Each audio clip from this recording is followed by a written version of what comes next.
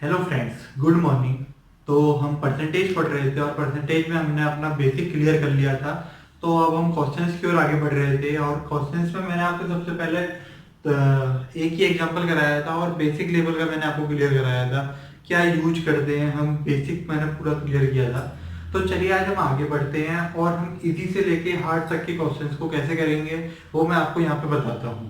तो चलिए friends, video को स्टार्ट करते हैं। तो ये मैंने पहला क्वेश्चन आपके सामने यहाँ पर पहले से लिख रखा है। तो ये क्वेश्चन क्या है कि a number is increased by 37 से 1/2% and it become 1320, then find the number. मैं आपको हिंदी में भी बताऊंगा और इंग्लिश में भी। तो मैंने ये इंग्लिश में बताया है कि एक नंबर है कि 37 से 1/2% वो बढ़ रहा है। तो हिंदी में मैं आपको एक्सप्लेन करता हूँ। एक नंबर 37 सही 1/2% की उसमें बढ़ोतरी हो रही है और वो बढ़ने के बाद 1320 हो जा रहा है। 1320 हो गया है वो बढ़ने के बाद। तो 1320 जो है हमारी 37.1/2% बढ़ने के बाद वैल्यू आई है। तो हमें देखना है कि ये बनता कैसे है। पहली बात तो इसकी फ्रैक्शन हमें पता करनी है। तो मैंने आपको फ्रैक्शन बनाना सिखाया था। ये बनता है हमारा 12.5% में अगर हम मल्टीप्लाई कर देते हैं कितने से, 3 से। तो ये हमारा बन जाता है यहाँ पर।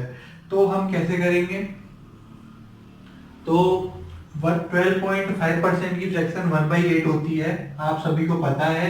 जिनको नहीं समझ में आ रहा है ये कैसे बनी है वो मेरी पुरानी वीडियो को जरूर देखें। और इसमें मल्टीप्लाई कर देंगे 3 से और ये आ गई हमारी 3/8। जैसे हमारे पास ये वैल्यू आ गई है तो हम इस क्वेश्चन को बहुत ही आसानी से कर सकते हैं। तो ये हमारी है पुरानी वैल्यू और 3 इसमें बड़ा है। ये हमारी पुरानी वैल्यू है और ये 3 की इसमें बढ़ोतरी हुई है। तो हम कैसे लिखेंगे इसे, ये हमें जो वैल्यू दे रखी है ये बढ़ने के बाद की दे रखी है। तो पहले 8 थी और 8 से बढ़कर ये 11 हो गई, +3 हुआ। 3 की बढ़ोतरी हुई है तो ये 11 हो गई। और 11 की वैल्यू अगर हमें दे रखी है, 11 की वैल्यू हमें कितनी दे रखी है, 1320। तो हम यहाँ से एक की वैल्यू निकाल सकते हैं आसानी से। एक की वैल्यू आ जाएगी 120। 120 एक की वैल्यू आ गई है हमारे पास। और हमें कितने की पता करनी है, पुरानी वैल्यू पता करनी है जो कि ये है। तो हम इसमें 8 की वैल्यू निकालेंगे और 8 से मल्टीप्लाई कर देंगे 120 में। तो हमारा आंसर यहाँ पर आ जाएगा। हमारा आंसर आएगा, और ये हमारा 960 हमारा आंसर आएगा। तो ये आप समझ में आया होगा कि ये क्वेश्चन मैंने कैसे किया बेसिक से। तो इसको एक बार नोट डाउन कर लीजिए और मैं आपको अगला क्वेश्चन इसी पैटर्न पे एक बार एक और बताता हूँ। तो चलिए हम शुरू करते हैं। सामने अगला क्वेश्चन लिख दिया है।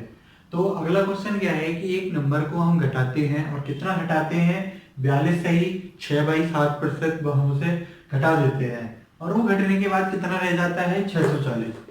तो ये घटने के बाद रह गया है, कितना घटाया हमने, 42 सही 6/7%। ये हमने इतना घटाया तो वो कितना 640 हो जाता है। Then find the number. तो हमें क्या करना है, इसकी पहले फ्रैक्शन निकालनी है जैसा कि मैंने पिछले क्वेश्चन में निकाला था। ये कैसे बनता है मैंने आपको बताया था।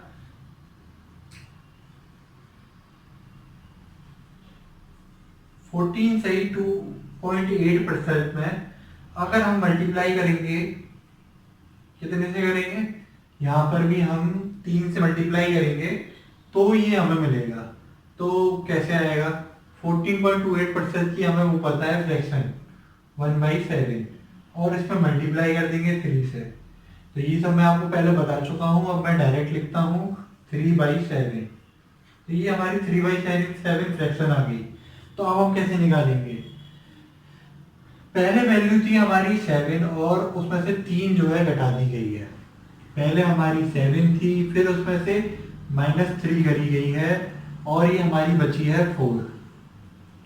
पहले हमारी कितनी थी, 7 और कितनी की घटत हुई है, 3 की, और ये अपनी 4 रह गई। और 4 की वैल्यू जो बची है वो है 640। तो 4 जो हमारा बचा है उसकी वैल्यू दे रखी है हमें 640। तो हमें बहुत ही आसानी से अब हम इसे निकाल सकते हैं। 4 की वैल्यू दे रखी है, 1 की वैल्यू निकालेंगे तो हमारा ये आंसर आ जाएगा 160। और हमें अब पुरानी वैल्यू निकालनी है, तो 7 की वैल्यू क्या होगी, तो 7 का इसमें मल्टीप्लाई हो जाएगा 160 में, और 60 का अगर हम मल्टीप्लाई करेंगे तो ये आएगा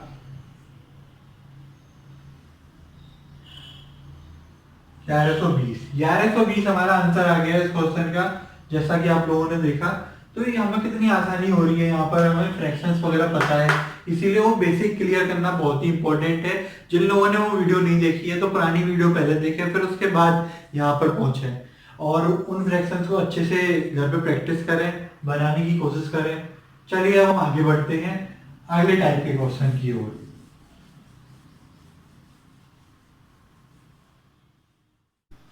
चलिए अब हम आगे बढ़ते हैं। अब मैं आपको क्वेश्चन थोड़ा पढ़ के सुनाऊंगा और मैं डायरेक्ट सॉल्व करूंगा, तो आप थोड़ा सुनने पर ज़्यादा ध्यान दें। तो चलिए हम अगला क्वेश्चन करते हैं, क्वेश्चन नंबर 3 मैं आपको कराऊंगा। तो क्वेश्चन क्या है हमारा, what is the duty on goods worth 6,200 at 2.5%। 6,200 rupees हैं, उनके ऊपर ड्यूटी लगाई गई है 2.5% की ड्यूटी। एक बार हिंदी में मैं पढ़ देता हूँ। 2.5% की दर से 6,200 रुपए की कीमत की वस्तुओं पर लगने वाली ड्यूटी ज्ञात करनी है। हमें ड्यूटी पता करनी है कितनी लगेगी, और ड्यूटी की दर हमें दे रखी है 2.5%। तो हम डायरेक्ट यहाँ पे इसका 2.5% निकाल देंगे, तो 6200 इंटू 2.5% ऐसे निकालते हैं। प्रतिशत निकालने का यही फॉर्मूला है, 100 से डिवाइड करके। तो यहाँ पर हम इसे सॉल्व कर देंगे। चलो मैं एक और जीरो यहाँ से हटाता हूँ, और ये हो गया 25 चौका 100, और हम इसे सॉल्व करेंगे तो 4 एकम 4,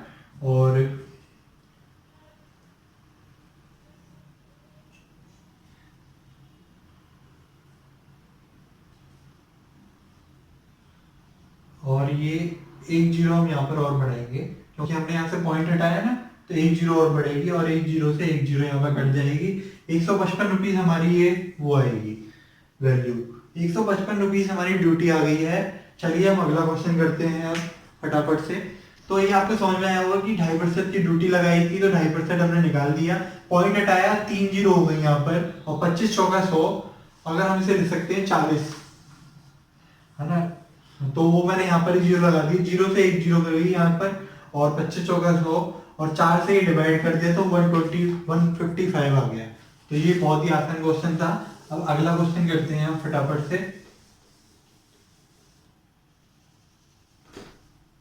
अगला क्वेश्चन है हमारा क्वेश्चन नंबर 4।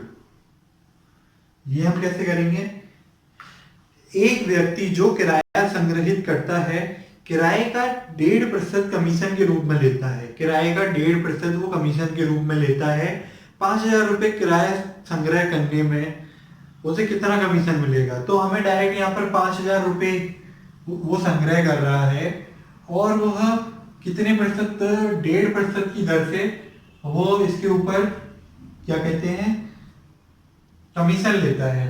तो कमीशन लेता है वो इसके ऊपर, हम रेंट कह सकते हैं। तो देखिए हमें 1.5% निकालना है इसका, 1.5% जो होगा वही उसकी कमीशन होगा। तो 5,000 का हम डायरेक्ट 1.5% कैसे निकाल देंगे, वही करेंगे सेम, कुछ नया नहीं करना। और ये हमने यहाँ से पॉइंट हटाया, जीरो बढ़ाई, 3 जीरो से 3 जीरो गई, और ये आंसर आ गया 75। तो ये 75 रुपीज बहुत आसानी से आंसर आ गया। तो ये बहुत ही आसान क्वेश्चन थे, तो ये आपको पता ही है, 1.5% निकालना था, 1.5% की उसने कही है। तो अगला क्वेश्चन अब हम लिखते हैं क्वेश्चन नंबर 5। क्वेश्चन नंबर 5 लेते हैं हम।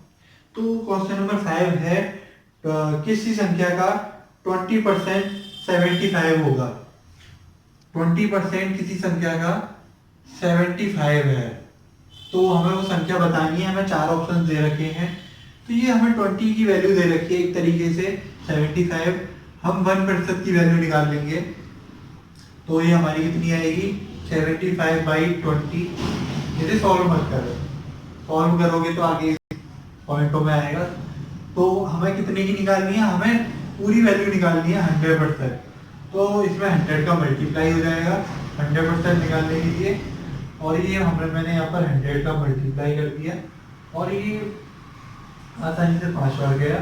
और यहाँ पर हम आसानी से आंसर ले आएंगे 5 पंजे 25, 5 2 हासिल और 5 7 35 और 2 395। तो ये 395 हमारा आंसर आ चुका है।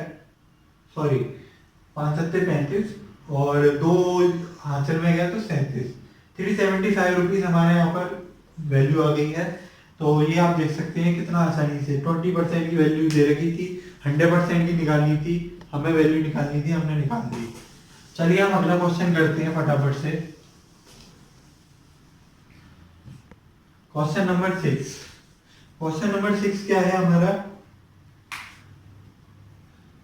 क्वेश्चन नंबर 6 है हमारे पास 69% किसी धनराशि में से 69% खर्च करने के बाद एक लेडीज के पास 93 रुपीज शेष बचते हैं। 69% उसने खर्च कर दिया, उसके बाद 93 रुपीज बच रहे हैं उसके पास। तो हाँ, ये 100% में से उसने 69% खर्च कर दिया, तो उसके पास बचे कितने? तो हमें परसेंटेज में देखना है 31%। 69% खर्च कर दिया है और 31% बचा है, और हमें इसकी वैल्यू दे रखी है 31% की, उन्होंने हमें वैल्यू दे दी है 93। अब हमें टोटल वैल्यू ज्ञात करनी है, तो बहुत ही आसान हो चुका है ये क्वेश्चन इस तरीके से जैसे मैंने लिखा है। तो 1% की वैल्यू हो गई 3 और 100% की वैल्यू आ जाएगी हमारी 100 का मल्टीप्लाई कर देंगे और ये हमारी 100% की वैल्यू आ गई है 300 रुपीज। तो देखिए हम कितनी आसानी से यहाँ पर क्वेश्चन कर सकते हैं, थोड़ा सा दिमाग चलाना पड़ेगा। तो अगला क्वेश्चन हम करते हैं क्वेश्चन नंबर 6। यहाँ पर 6 नहीं 7।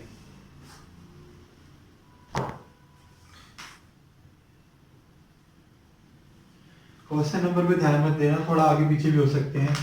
1/3 को एक्सप्रेस करने की 1/3 को 5/9 के प्रतिशत के रूप में लिखना है। Express 1/3 as a percentage of 5/9। 1/3 को हमें 5/9 के परसेंट में लिखना है कि इसका कितना प्रतिशत होगा।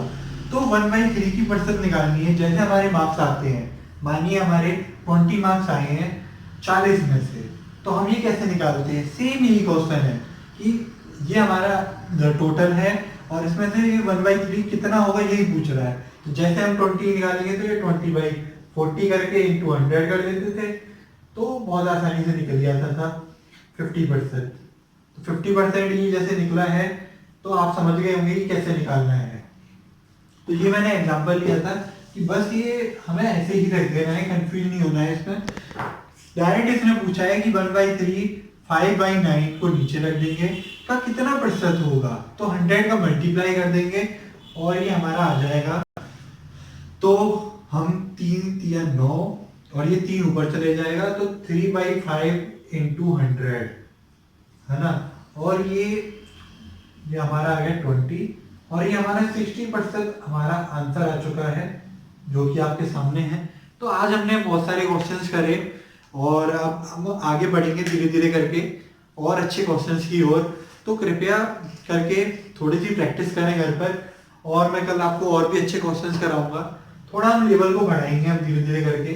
तो चलिए अब हम आज की क्लास को यहीं पर खत्म करते हैं, और इस चैनल को सब्सक्राइब करें, शेयर करें अपने फ्रेंड के साथ, जिससे मेरे को और ज़्यादा इंटरेस्ट आए वीडियो बनाने में। तो थैंक यू फ्रेंड्स, आपका सपोर्ट मिलेगा जब भी थोड़ा अच्छा लगेगा मेरे को।